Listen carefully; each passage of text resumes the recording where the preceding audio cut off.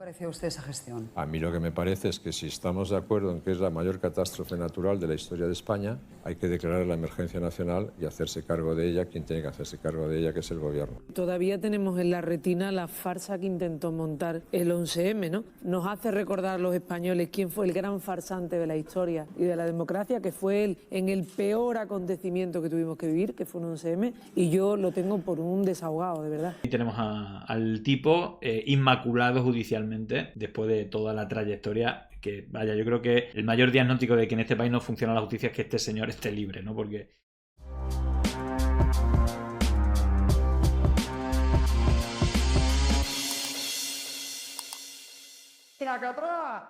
bueno, creo que es importante que analicemos al padrino, al señor de la mentira, al señor de la guerra también, por supuesto, el señor Aznar. Toque de corneta del que pueda hacer que haga, siempre detrás de cámara, o últimamente detrás de cámara, ya en su momento estuvo delante de la cámara mintiendo. Seguramente el mayor mentiroso de la historia, ¿no? No solamente el tema del 11M, sino, bueno, lo del Yakolev, por supuesto, lo de las armas de destrucción masiva y, bueno, todo lo que dice. Ahora, de hecho, vamos a tratar de desmontar algunas de las mentiras que, bueno, pues en prime time con la señora Griso, pues dijo en antena. Por supuesto, Susana Griso no dijo absolutamente nada y creo que nos corresponde a uno de nuestros personajes favoritos pues desmontar alguna de las trolas con todo descaro.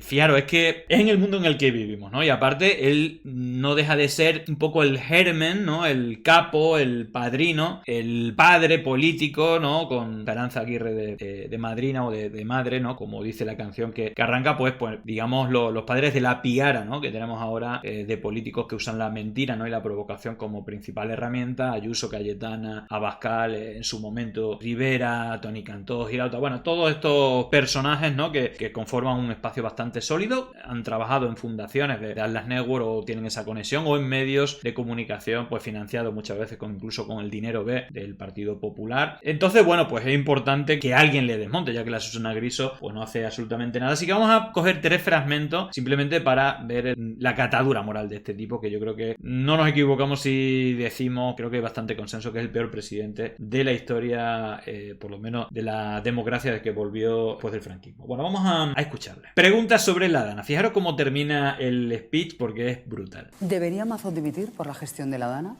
Yo creo que ahora no es el momento de dimitir, es el momento de asumir responsabilidades. ¿Pero más adelante tal vez sí? No sé, él lo tendrá que valorar y los valencianos lo tendrán que valorar. ¿Qué le pareció a usted esa gestión? A mí lo que me parece es que si estamos de acuerdo en que es la mayor catástrofe natural de la historia de España, hay que declarar la emergencia nacional y hacerse cargo de ella quien tiene que hacerse cargo de ella, que es el gobierno, y movilizar todos los recursos posibles, porque la mayor catástrofe nacional de la historia de España no puede estar en manos de una comunidad autónoma de la que sea, porque no tiene medios para afrontarlo.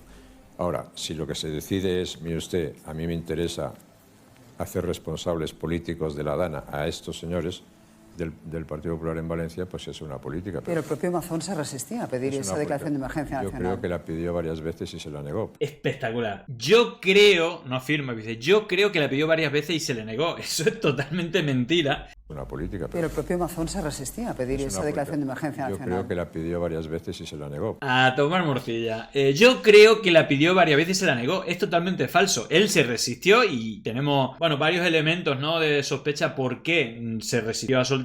Una, para tener el control dentro de lo posible, porque no solamente ha sido una mala gestión de gobierno, sino seguramente delictiva, y seguramente se tiene más influencia, más poder para evitar daños mayores dentro del gobierno que fuera del gobierno, y lo que estamos viendo, el reparto a las empresas amigas que financiaron ilegalmente al Partido Popular, las campañas del señor Aznar o de Rajoy posteriormente, y que, bueno, pues de nuevo vuelven a poner la gorrilla y de nuevo vuelve a ser beneficiada, que luego ya sabéis que luego se paga en especie, pues financiando medios, financiando campañas o poniendo en la empresa al hijo, al sobrino, al hermano, etcétera, etcétera. Bueno, fijaros que no ha dicho ni una palabra sobre Mazón negativa, ha dicho, bueno, es Pedro Sánchez. Bueno, pues en fin, impresionante, ¿no?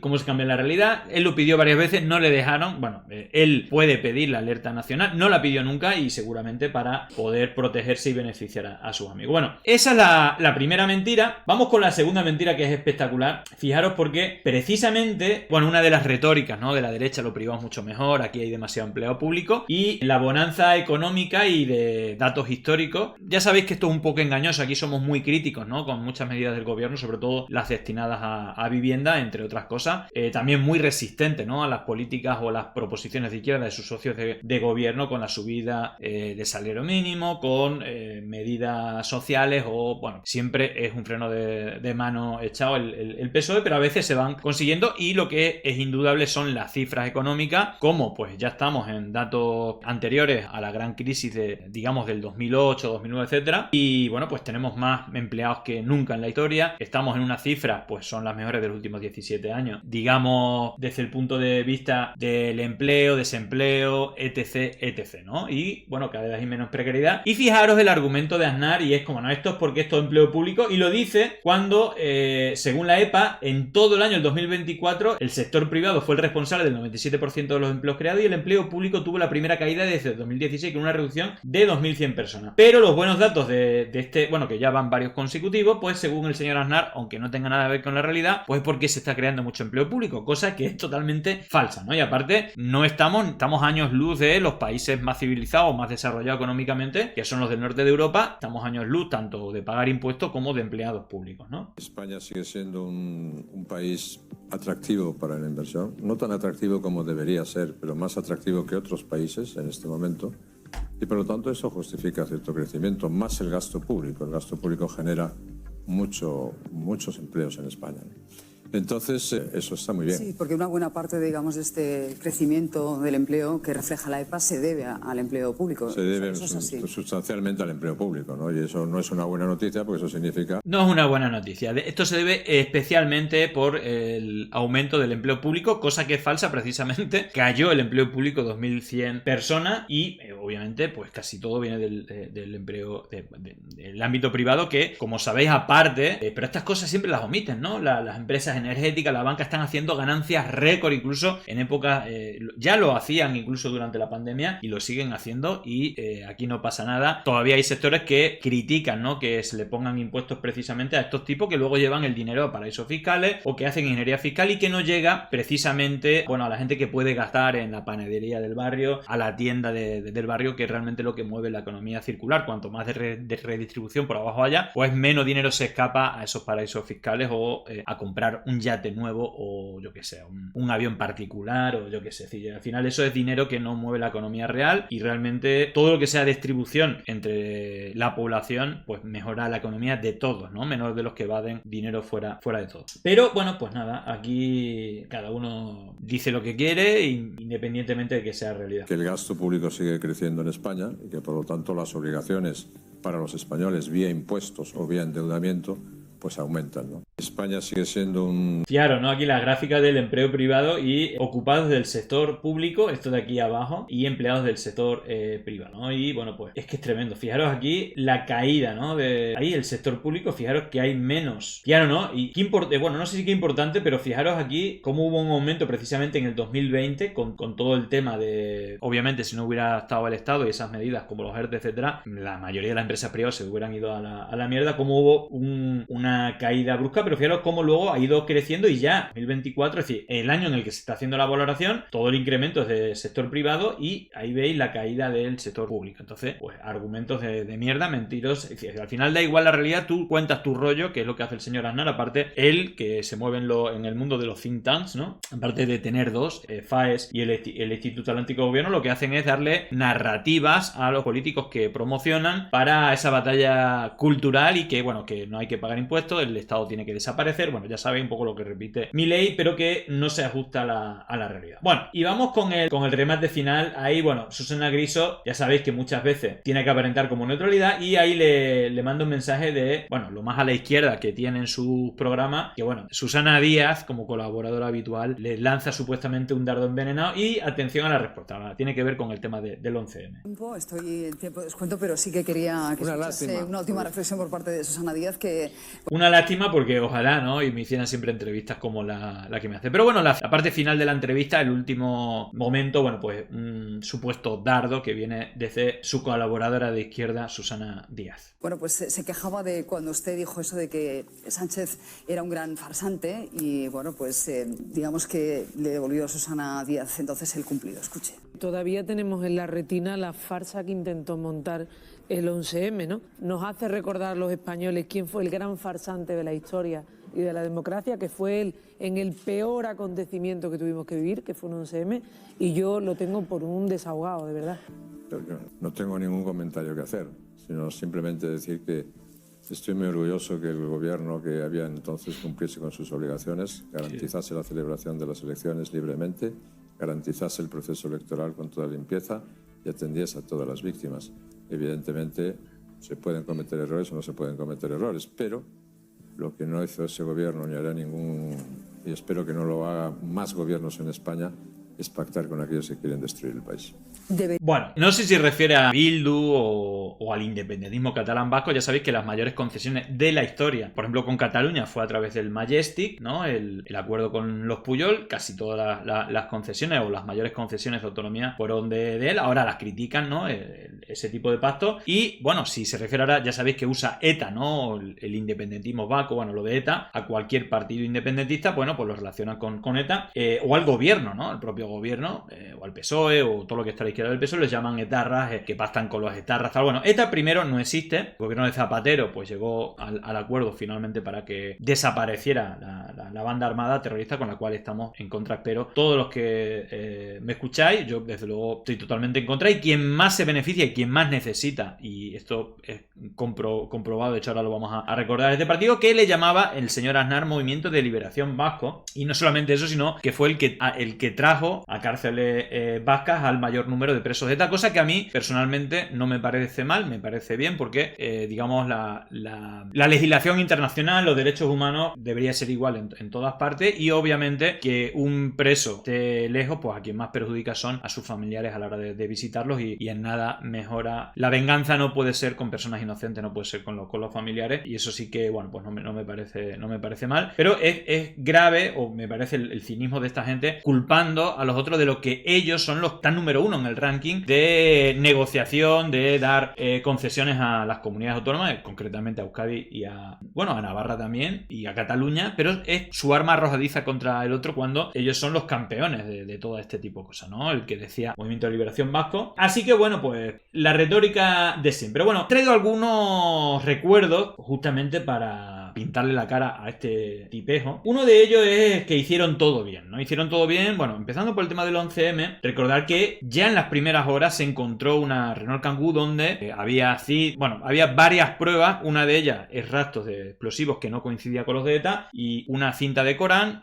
La primera hipótesis debería haber sido desde el primer momento que era un ataque yihadista en respuesta al apoyo a la guerra de Irak, mintiendo con la arma de destrucción masiva, y eso es lo que trataron de ocultar hasta el último momento, y se esforzaron hasta el día de las elecciones, incluso cambiando, pues por ejemplo quitaron, no sé, creo que era Informe Semanal, y pusieron un documental sobre el asesinato de ETA a un concejal del PSOE, por ejemplo, ¿no? O estuvieron culpando a ETA en todo momento. Hubo un mensaje que se mandaron incluso a la ONU para que hiciera, mintiendo, para que hiciera una condena a ETA. Se llamó a todos los periódicos nacionales e internacionales, hubo reunión, la embajada de Estados Unidos salieron a hablar, Yopur, el trío de las Azores salió a defender al gobierno, y los telediarios habrían de esta manera. ETA ha cometido una masacre en Madrid. El atentado terrorista más sangriento de la banda ha causado hasta el momento más de 173 muertos y casi 900 heridos. Las dos primeras explosiones se han producido a las 8 menos 25 de la mañana en la estación de Atocha. Bueno, pues así abrían los telediarios y seguían hasta el final. Con el tema de los presos de ETA, fijaros porque estas son las cifras de acercamiento de presos de ETA. El número uno es el señor Aznar, el que intentó infructuosamente negociar, no solamente eso, sino también, bueno, le llamaba Movimiento de Liberación Vasco, y cuando estaba asesinando se reunía con ETA. Ahora que no existe ETA, cualquier acuerdo, por ejemplo, no un acuerdo, votación a favor de Bildu es ya etarras, ETA ha vencido, es como, está muy, muy mal. Bueno, algunos apuntes más, y el señor Margallo, que a veces tienen esos puntos de sincericidio, explicaba perfectamente qué representaba ETA para el Partido Popular. Voy a contar una anécdota que está en el libro Memorias Terroristas, que no había contado hasta ahora. Elecciones municipales 2015 San Sebastián. Yo acudo a la presentación de la lista. Había muy poca gente y muy poca atención de los medios. Cuando salí le dije a la máxima dirigente del partido en aquel momento, ¿qué está pasando aquí? Que ¿por qué no logramos penetrar a la sociedad? Y me dijo una frase tremenda. Dice, desde que no nos matan, no tenemos proyecto. Desde que no nos matan no tenemos proyecto. Es brutal. Bueno, atención, palabras de Aznar. Personalmente ha autorizado contactos con el entorno del movimiento vasco. Es brutal. He dado permiso para que haya contactos con el movimiento vasco. Ya no era ETA, era el movimiento vasco. Y ahí sí que asesinaba. En fin, Maroto, cuando era alcalde de Vitoria. Bildu, que ha pretendido la paz desde el principio. Yo creo que Bildu, que ha pretendido la paz desde el principio, ¿no? Ya sabéis que, bueno, pues este es el PP del País Vasco, que conoce la realidad. Pues Bildu siempre, y de hecho desde su origen, en su, digamos, prontuario, precisamente, habla de la lucha contra la violencia. Obviamente todo tipo de violencia, porque también hubo una guerra sucia desde el Estado contra el independentismo en un movimiento brechal, incluso con el tema de los GAL, incluso asesinando a personas totalmente inocentes, ¿no? la situación que tenemos ahora mismo en el País Vasco, lo que nos debe llevar a pensar es que es necesario hablar entre todos. Yo lo hago en el Ayuntamiento de Vitoria. Hablo con el Partido Socialista, con el Partido Nacionalista Vasco y hablo con Bildu de temas municipales porque toca y porque creo que excluir en este momento no está en la agenda. Y no creo, sinceramente, que... Recordatorio, ¿no? Porque a Bildu, principalmente, aunque le llaman etarras a todo el mundo, pues a Bildu le llaman etarras. Y, bueno, pues este es Óscar Matute hace 20 años cuando ETA asesinaba en el Parlamento Vasco. Es para nadie, tampoco para aquellas personas que se sienten amenazadas por la presión, por la amenaza y por la extorsión de ETA. No es el camino correcto decir vamos a debatir para resolver el conflicto y para que ETA deje las armas. Lo correcto, lo absolutamente justo, sería decir que ETA nos deja hacer un debate que esta sociedad necesita, con independencia de ella, para poder llegar a un nuevo marco de convivencia más justo, más libre y más igualitario.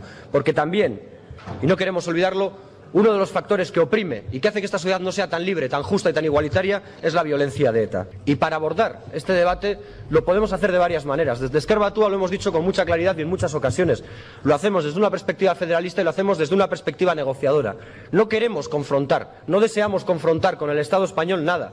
Queremos negociar con ellos porque creemos que todos nos necesitamos, porque creemos que la construcción no se hace de espaldas a nadie, porque no es bueno que traslademos discursos a la sociedad que plantean que la solución a nuestros problemas pasa de confrontar con nuestros vecinos. La solución a nuestros problemas pasa por negociar y por construir junto a nuestros vecinos, porque son nuestros vecinos, nos guste o no, y porque además nosotros creemos desde Ezker Batua que es mucho más lo que nos une que lo que nos separa. No solo existe un conflicto entre Euskal Herria y el Estado español y el Estado francés. También existe, lo quieran ver o no, un conflicto entre vascos, porque tan vascos son los señores del Partido Popular como los del Partido Socialista, como ustedes, como los del PNV y como nosotros. Y también entre nosotros tenemos un conflicto irresuelto.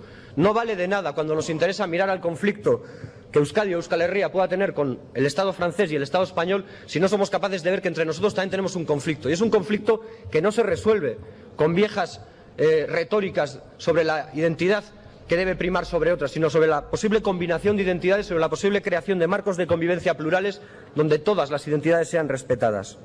Finalizo con una cuestión. Es probable que se puedan buscar a futuro marcos de diálogo más amplios, pero supongo que no se le escapa a nadie que también es más probable que esos marcos de diálogo sean más amplios y que el debate sea más fructífero y menos tenso y, desde luego, mucho más libre para todos si nos libramos de una vez de manera definitiva de la violencia de ETA. Bueno, pues nada, el debate será más fructífero si nos liberamos de una vez de ETA. Obviamente, bueno, pues bastante en la línea, más allá de que, por ejemplo, ¿no? Él en alguna entrevista, ¿no? Pues hablaba de que él fue a la manifestación de repulsa contra el asesinato de Miguel Ángel Rodríguez, precisamente. También, bueno, yo personalmente también creo que fue la primera manifestación a la que fui. Y claro, mientras Óscar, pues mira, esto lo ponía mientras Óscar o yo nos manifestamos contra el asesinato de Miguel Ángel Blanco, el PP usaba su nombre para financiar ilegalmente sus campañas políticas. Es decir, que el rastrerismo de esta gente es brutal, ¿no? Fijaros, tras asesinar a Miguel Ángel Blanco, Aznar se sentó con HB y Otegi en Burgos y en Suiza con ETA. Y que esta gente quiera dar lecciones a Aznar, abrirle diálogo con ETA, estaría dispuesto a sentarme con ETA, fijaros, incluso hasta mayor oreja, ¿no? Quiero diría. Pues esta gente sí que se juntaba con ETA y luego son los que van dando lecciones, ¿no? Llamando ETA ya cuando no existe ETA, llamando precisamente a etarras a los que luchaban cuando ETA asesinaba contra ETA y de manera más eficaz. De hecho, gracias a ellos, pues ETA desapareció, ¿no? En fin, bueno, resumen de los bulos de esta gente, ¿no?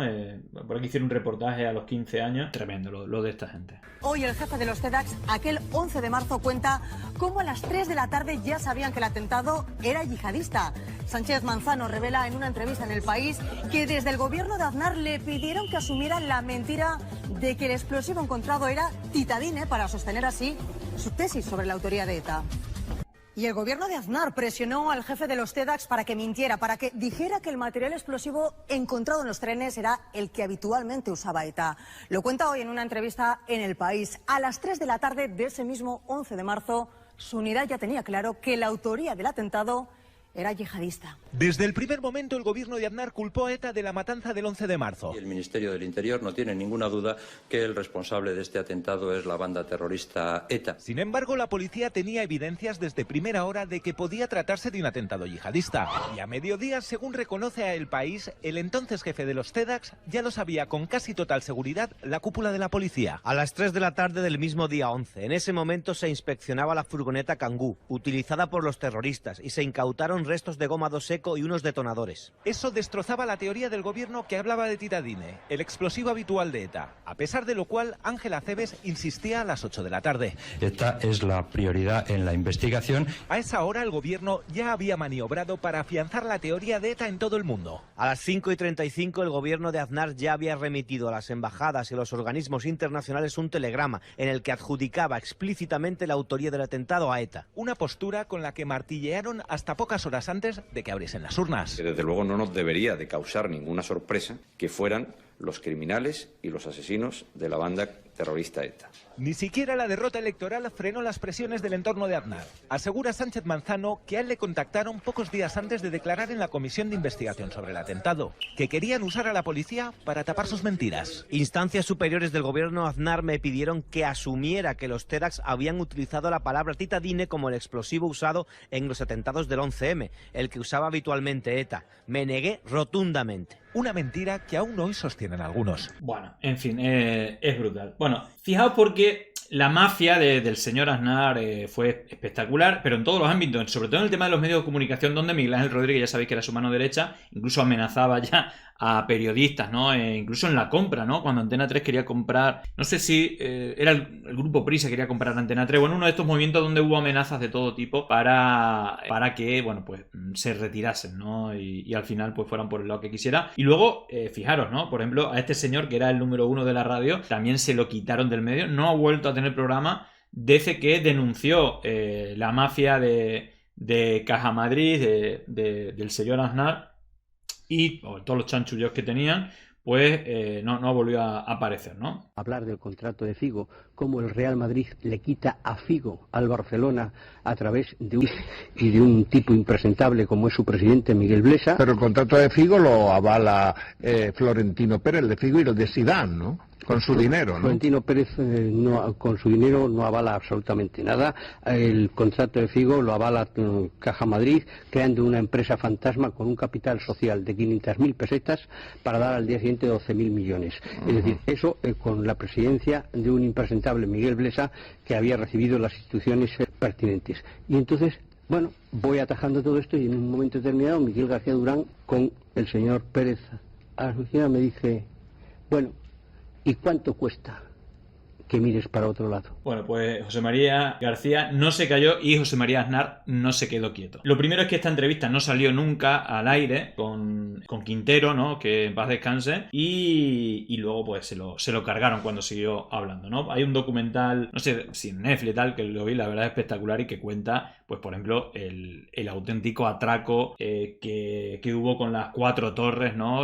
Con los terrenos del Real Madrid que eran cedidos para actividad pública y luego se hizo negocio con él. En fin, es bastante chungo todo. Y bueno, pues hablando de chunguería, os recuerdo lo que el que era jefe de asuntos internos de la policía, Martín Blas, reveló que la Fundación FAES pues había recibido comisiones también por las obras estas, bueno, el 3%, el 3%, ¿no? de los Pujol con el Palau de la Música Catalana. Yo leo, pero habla de FAES.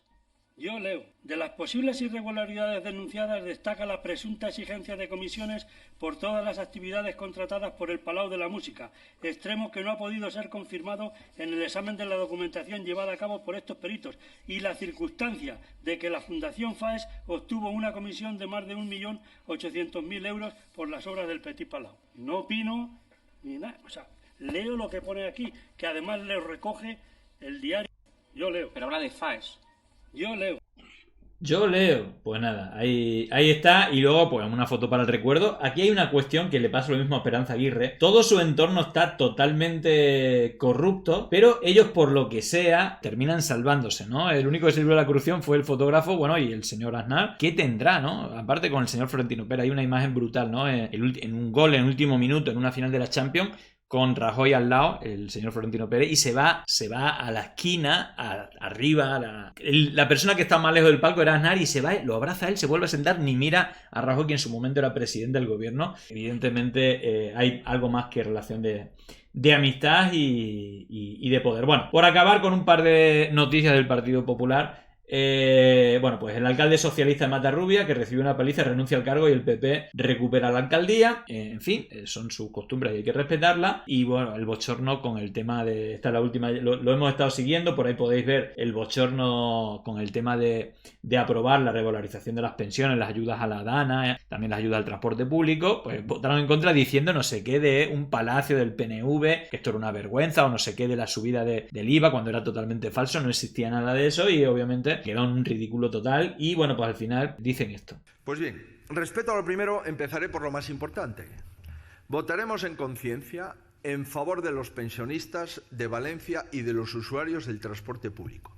Votaremos en conciencia en favor de todos ellos y de nadie más. Pues nada, en conciencia. Antes votaron que no ha cambiado absolutamente nada, pero ahora van a votar que sí, después de la pintada de cara o del ridículo que han hecho. Así que bueno, pues siguiendo la estela del cinismo, ¿no? del señor Aznar, en fin, a esta gente le vale cualquier cosa, ¿no? Para argumentar sus decisiones, sus movimientos. Pero bueno, ahí está el señor Aznar, el padrino de toda esta mafia, bueno, no solamente política, ¿no? Empresarial, mediática, judicial, tiene como muchos palos, y por supuesto de la desinformación y también la digital, ¿no? Así que, bueno, pues ahí tenemos al tipo inmaculado judicialmente después de toda la trayectoria. Que vaya, yo creo que el mayor diagnóstico de que en este país no funciona la justicia es que este señor esté libre, ¿no? Porque es increíble, ¿no? Y aparte está forradísimo, no solamente como consejero de la Fox News, ¿no? Que ya lleva varios millones de euros, sino pues está por ejemplo, lo contrató después de apoyar la guerra de Irak con las mentiras, la arma de destrucción masiva. Al poco tiempo entró en el mayor bufete de abogados del mundo, la mayor empresa de oro del mundo. Bueno, lo fueron colocando en varias empresas a poner el cazo, y luego pues montando el emporio este de fundaciones y apoyando la creación de Atlas Network en América Latina y en España. Pero bueno, en fin, mínimamente teníamos que decir algo sobre este tipo, ¿no? Y las mentiras que dice cada vez que habla. Llegó el momento de no estar callado, de desmontar inventos que vienen envenenados. Es contrainfo, que no es lo mismo. Pandemia digital, desinfectando su cinismo.